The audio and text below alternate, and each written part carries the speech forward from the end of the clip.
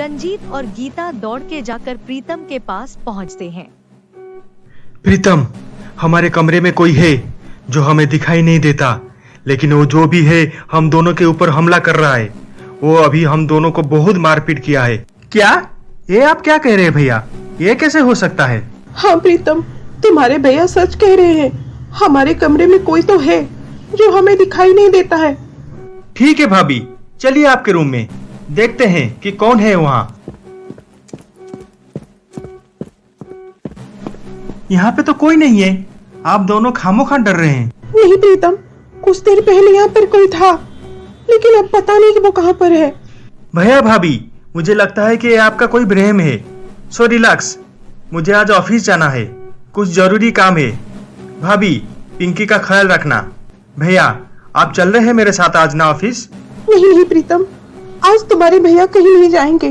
वो यहाँ घर पर मेरे साथ रहेंगे। मुझे बहुत डर लग रहा है प्रीतम। ठीक है भैया, आप आज घर में रहो, मैं आता हूँ। प्रीतम जाने के बाद रंजीत और गीता जब खाना खाने के लिए बैठते हैं, तब पायल की आत्मा वहाँ पर आती है। वो रंजीत और गीता की खाने की प्लेट को खींचकर हवा में घूमती है। ये देखकर रंजीत और गीता बहुत डर जाते हैं। तुम कौन हो और हमारे पीछे क्यों पड़े हो? मैं कौन हूँ ये तुम दोनों को बहुत जल्द पता चल जाएगा। तुम दोनों ने मेरी बच्ची के मुंह से निवाला छीना था ना। अब मैं देखती हूँ कि तुम दोनों कैसे खाना खाते हो। उसके बाद पायल फिर से उन दोनों को मारने लगती है। वो दोनों फिर से डर के मारे दौड़े के अपने कमरे में चले जाते हैं। सुनो रंजीत, प्रीतम का घर आने का वक्त हो गया है। हमें पिंकी के पास जाना पड़ेगा। उसके बाद रंजीत और गीता पिंकी की रूम में जाते हैं। जी तो करता है इसको अभी मैं उसके माँ के पास भेज दूं। जब देखो ये रोती रहती है। चुप कराओ ना गीता उसे। तुम चिंता क्यों करते हो रंजीत? कुछ दिन की तो बात है। एक बार प्रीतम की जायदाद हमारे हाथ आ जाए, फिर इसे और इसके बाप को बहुत जल्दी ऊपर पहुंचा देंगे। ये बात पायल की आत्मा सुन रही थी। वो गुस्सा हो जाती है और पिंकी को गीता की हाथ से ले आती है और उनको चांटा मारती है। ये देखकर रंजीत और गीता डर जाते हैं। तुम दोनों मेरी बच्ची और मेरे पति को फिर से मारने के बारे में सोच रहे हो? मैं ऐसा होने नहीं दूंगी।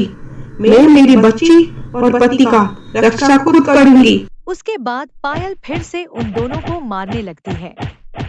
ये देखकर रंजीत और गीता दौड़कर घर से बाहर चले जाते हैं। सुनो रंजीत, मुझे लगता है कि इस घर पे कोई आत्मा का वास है। चलो हम दोनों गांव हमारे घर चले जाते हैं। हमें अब प्रीतम की जायदाद से कोई लेना देना नहीं है। अगर जान बची तो हम बाद में भी बहुत पैसे कमा लेंगे। नहीं गीता, इस घर से कहीं नहीं जाएंगे। प्रीतम के दौलत पाने के लिए मैंने पायल को मारा है और न जाने क्या क्या किया है। मुझे जैसे भी हो प्रीतम की पूरी जायदाद चाहिए। लेकिन कैसे रंजीत? इस घर में कौन सी शक्ति है जो हमें प्रीतम की जायदाद हड़पने के लिए रोक रही है? जो पिंकी और प्रीतम की रक्षा कर रही है, उसके बारे में हमें कुछ नहीं पता। उस शक्ति की होते हुए हमें प्रीतम की जायदाद कैसे मिलेगी? इसलिए कह रही हूँ कि ये जायदाद वगैरह छोड़ो और चलो गांव चलते हैं। नहीं गीता, नहीं। प्रीतम का जायदाद मेरा बरसों का सपना है। मैं उसे जैसे भी हो पा कर रहूंगा।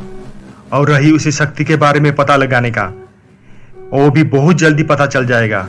सुनो गीता, तुम्हें तो पता होगा सिद्धि बाबा के बारे में। हाँ, मैंने गांव में सुना था उनके बारे में, लेकिन वो तो पहाड़ी में किसी गुफा में रहते हैं ना? हाँ वही। वो एक सिद्ध पुरुष है। बहुत तप करने के बाद उन्हें शक्ति मिला है। वो हमारे मदद कर सकते हैं। हाँ रंजीत, तुम ठीक कह रहे हो। चलो जल्दी से सिद्धि बाबा के पास चलते हैं। उसके बाद रंजीत और गीता सिद्धि बाबा के पास जाते हैं। वो बाबा के चरणों में बैठकर उनसे विनती करते हैं। प्रणाम बाबा, हमें बचा लीजिए, हमें बचा लीजिए बाबा। हम बहुत कष्ट में हैं, बहुत मुश्किल में हैं, बहुत मुसीबत में हैं। हमें बचा लीजिए बाबा, हमें बचा लीजिए। क्या हुआ तुम्हारे साथ? बाबा, पता नहीं हमारे घर में ऐसी कौन सी शक्ति है जो हमारे जीना हराम करके रखी है। वो हमको दिखाई नहीं देती है, लेकिन हम उसे महसूस करते हैं। वो हमें बहुत परेशान करती रहती है। ना वो हमें ठीक से खाना खाने देती है और ना ही कोई काम ठीक से करने देती है। उसकी वजह से हम दोनों बहुत परेशान हैं बाबा जी। दया करके हमारी मदद कीजिए, उस बुरी शक्ति से हमें बचाइए। हाँ बाबा, दया कीजिए।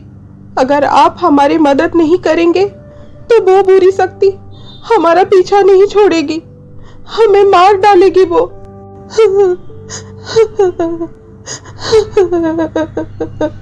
रो मत बेटी, हर बुरी शक्ति से बढ़कर भगवान की शक्ति है। भगवान की शक्ति के आगे किसी का भी शक्ति नहीं चलती। मैं अभी मेरी मंत्र शक्तियों के माध्यम से पता लगाता हूँ कि वो बुरी शक्ति कौन है। उसके बाद बाबा जी अपनी आंखें बंद करके ध्यान में बैठते हैं। कुछ समय के बाद वो अपनी आंखें खोलते हैं। सुनो बच, तुम्हारे घर में जो बुरी शक्ति रहती है वो एक आत्मा है। आत्मा? किसकी आत्मा बाबा जी? वो एक औरत की आत्मा है। लेकिन तुम दोनों चिंता मत करो, तुम दोनों अब घर जाओ। तुम दोनों के घर पहुंचने से पहले मैं उस बुरी आत्मा को अपनी शक्तियों के माध्यम से यहाँ कैद कर लूंगा। एक बार वो कैद हो जाए तो वो तुम्हारा कुछ नुकसान नहीं कर पाएगी। अब तुम दोनों बेफिक्र होकर घर लौट जाओ। आपका बहुत बहुत धन्यवाद बाबा जी, बहुत बहुत धन्यवाद। उसके बाद रंजीत और गीता बाबा जी का आशीर्वाद लेकर घर चले जाते हैं। उनके जाने के बाद बाबा जी अपनी शक्तियों के माध्यम से पायल की आत्मा को बुलाते हैं। मुझे क्या हो रहा है? मेरी शक्ति काम नहीं कर रही है। मुझे ऐसा क्यों लग रहा है कि मुझे कोई शक्ति जैसे अपनी तरफ खींच रही हो। मोती, पिंकी का ख्याल रखना, मैं अभी आई।